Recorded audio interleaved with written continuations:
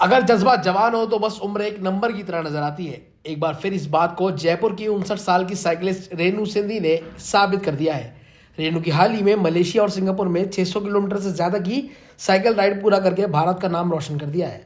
उन्होंने हाल ही में मलेशिया ओडॉक्स और सिंगापुर ओडॉक्स रेंडेरियस में हिस्सा लेकर इस राइड को सफलतापूर्वक पूरा किया। रेणु पहले भी कई मुश्किल साइकिल राइड को पूरा कर चुकी हैं और उन्हें ग्रुप के लोग आयरन लेडी के नाम से संबोधित करते हैं। मलेशिया ओडॉक्स में अलग अलग देशों में 130 साइकिलिस्ट शामिल हुए थे। वहीं सिंगापुर ओडॉक्स में 15 साइकिलिस्ट ने भाग लिया था। भारत में रेणु सिंधी के साथ पटियाला में कंवर गिल भी इस चैलेंज में शामिल हुए थे। दोनों ने मिलकर तय समय में राइड पूरी की और देश का नाम ऊंचा किया।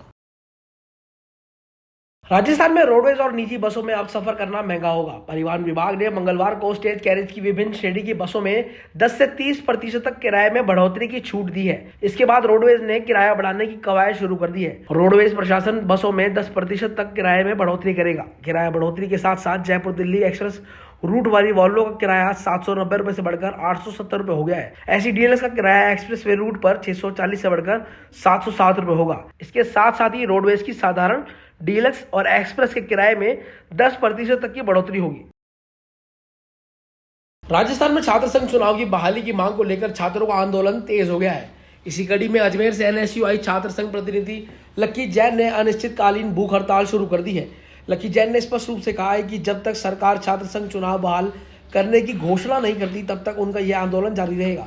उन्होंने इसे सिर्फ अपनी नहीं बल्कि पूरे राजस्थान के छात्रों की आवाज बताया जो अपने लोकतांत्रिक अधिकारों के लिए संघर्ष कर रहे हैं। लक्की जैन ने बताया कि बीते मंगलवार को जयपुर में सचिन पायलट के नेतृत्व में छात्रों ने धरना प्रदर्शन किया था। आरोप है कि इस दौरान पुलिस ने आंदोलनकारी छात्रों पर लाठीचार्ज किया, धक्का मुक्की की और कई छात्रों को बाल पकड़कर हिरासत में ले लिया। इस पुलिसिया कार्रवाई के खिलाफ नाराजगी जाहिर की। उन्होंने कहा कि वह लोकतंत्र में छात्रों की आवाज को दबाने का प्रयास किया जा रहा है जिसे किसी भी कीमत पर बर्दाश्त नहीं किया जाएगा। जयपुर में आरएसी यानी राजस्थान आर्म्ड कांस्टेबलरी के जवान अजय कटारिया ने श्रम निरीक्षक शंकर लाल की गोली मारकर हत्या कर दी। हत्या करने के बाद आरोपित जवान अजय ने पुलिस थाने में सरेंडर कर दिया। पुलिस उपायुक्त आलोक सिंघल ने कहा कि अजय ने पूछताछ में बताया कि उसकी पिछले साल शहर की ही एक युवती के साथ सगाई हुई थी। अजय को शक था कि युवती से शंकर लाल का अवैध संबंध है, जिसके चलते वो शंकर लाल की हत्या करने के इरादे से ही मंगलवार सुबह जयपुर पहुंचा था। शंकर और अजय के बीच काफी देर तक बहस हुई। बहस के बीच अचानक अजय ने शंकर पर फायर कर दिया, जिससे शंकर लाल की मौके पर ही मौत हो गई। राजस्थान के जैसलमेर जिले से पाकिस्तान के लिए जासूसी के शक में एक युवक को हिरासत में लिया गया है। जैसलमेर के चांदन क्षेत्र का ये मामला है। जानकारी के मुताबिक युवक का नाम महेंद्र प्रसाद है, जो उत्तराखंड का रहने वाला है। वो जैसलमेर में स्थित डीआरडीओ गेस्ट हाउस में संविदा पर काम कर रहा था। बताया जा रहा है कि महेंद्र पर सीमा पार पाकिस्तान को सेना से जुड़ी संवेदनशील जानकारियां भेजने का आरोप है।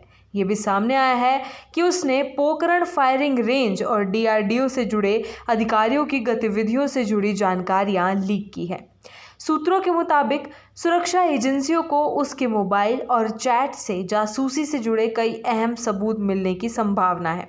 देर रात उसे डिटेन किया गया और अब उससे JIC यानी कि जॉइंट इंटेरोगेशन कमेटी के तहत पूछताछ की जाएगी। सुरक्षा एजेंसियां काफ़ी समय से उसकी गतिविधियों पर नज़र रखे हुई थी। पुख्ता जानकारी के बाद ये कार्रवाई की गई है। चांदन जैसलमेर जिला मुख्यालय से करीब 45 किलोमीटर दूर है। ये संवेदनशील इलाका है जो पोखरण फील्ड फायरिंग रेंज के नज़दीक है।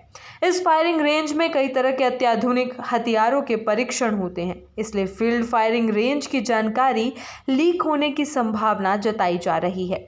हालांकि JIC में पूछताछ के बाद और आरोपी के फ़ोन चेक होने के बाद ही ये स्पष्ट हो पाएगा कि आखिर आरोपी किस तरह सीमा पार यहाँ की जानकारियाँ भेजता था। आरोपी महेंद्र प्रसाद ने बताया कि उसके पास 2020 में कॉल आया था। वो एक पर्ची की फ़ोटो भेजी थी। इसके अलावा उसने कुछ नहीं बताया।